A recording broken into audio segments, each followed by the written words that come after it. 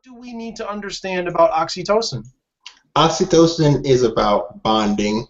It's about the warm fuzzy part of love, not the manic I'm calling you all the time, because that's a dopamine anticipating type of thing. Okay. It's the group bonding. One interesting thing is your oxytocin level goes up to about 150% by 150% when you're on Facebook.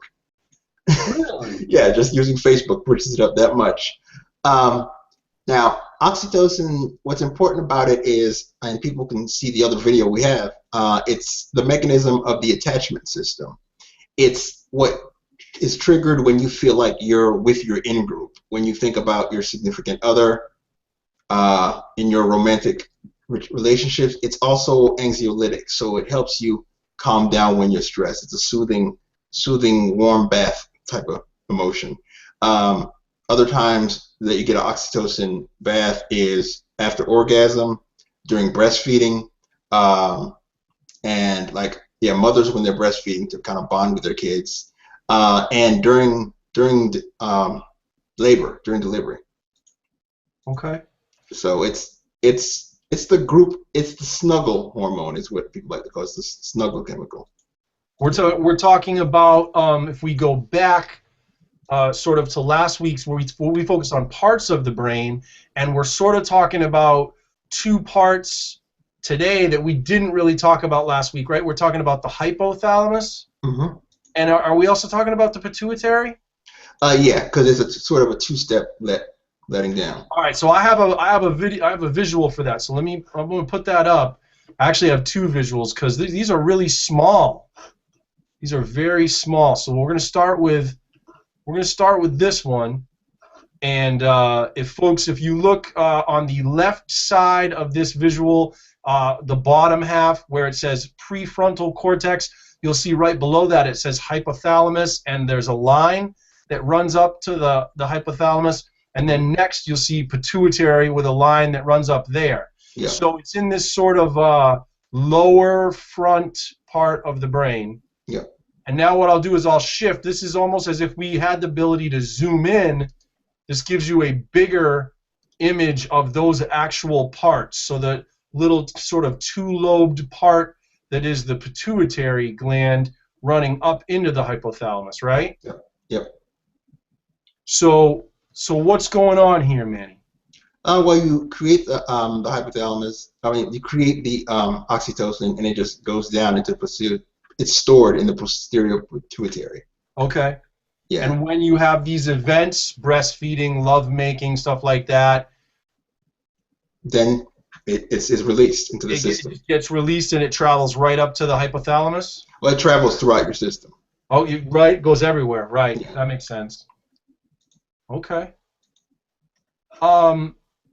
Is there a downside to oxytocin? Yeah.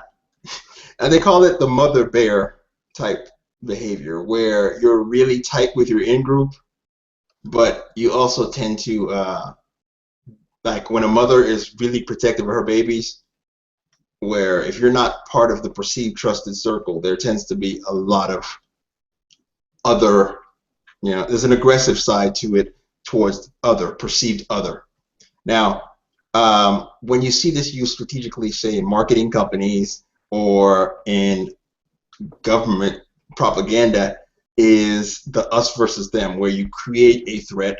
The threat brings the group together to fight some other. So it's narratively mediated at times. Okay. So it's the empathy is for the people in the group, but for the out group, it's not really a positive thing. It's sort of a mission to kill in the interest of protecting your own. Okay. And what about are there conditions or situations in which people don't have oxytocin or aren't able to produce it for some reason? I'm gonna go with autism for that. Yeah. Autism and sociopathy. Right now, I'm not remembering which goes into. There's a cognitive and an affective lack of empathy. So it's two different ways. One is unable to feel it. The other is aware of it but doesn't, like in a sociopath, they're kind of sure, yeah, I understand that people can feel bad, but I don't care. Well, Whereas that's why in I asked. I'm autism, it's thinking, sort of not even aware. the last episode we talked about cortisol and stress, right? And I'm thinking, I've never heard of a person who doesn't ever get stressed, you know? So I'm like, so it seems like that's universally working in people. But then today you start talking about how this is about bonding, and I'm like, there are definitely people I've come across in life who somehow seem like they just either can't do it, you know, practically can't do it, but definitely struggle with it. And I'm thinking, so are they just not producing oxytocin, or is it not working for them somehow, or what? That's why I There's asked. multiple mechanisms of psychopathy, like as far as the absence of affect. If during childhood you had traumas that resulted in you not being able to create effective mentalization, where you see someone and you're not able to think of them having feelings, that's one way. You could have traumatic brain injury that results in not producing. Or like with autism, you could have, I believe it was a chloride channel damage during somewhere along during pregnancy is what the last thing I read about as far as the mechanism of autism. Well, one of the mechanisms. But it sort of goes back to the earlier video we did about attachment, right? That some people, the way their attachment model is formed growing up, some people clearly have trouble with this because of how they were reared. Yeah, it's very fascinating, very interesting. I mean, this is one of those things, like, you think everyone deserves to have that warm glow, right? Like, everyone should get to have that, but they don't. They don't all get to, so. I'd like to teach the world to sing in perfect harmony. I'm back. Sorry.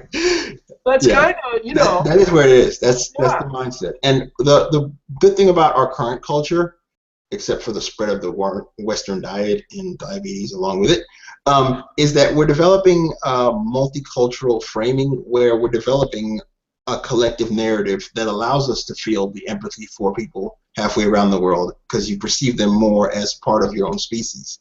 Humans, we tend to do subspeciation, where we can separate black from white, Christian from Jewish, and the second we go into that narrative framing, we're able to kind of identify with our group and then subjugate the other group just by projecting what we want them to be. That's the narrative element of the empathy. Lots to think about. Lots to think about. All right. That's oxytocin in a nutshell, right? Yes, sir. That's all we were setting out to do for today, so we're going to let everybody go.